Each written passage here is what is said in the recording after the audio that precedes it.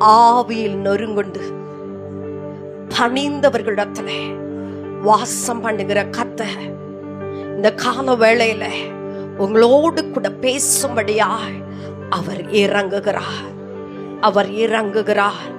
ஹல்லேலூயா. என் இயேசு இந்த இடத்திலே தாபரித்திருக்கிறார். ஓ ஹல்லேலூயா.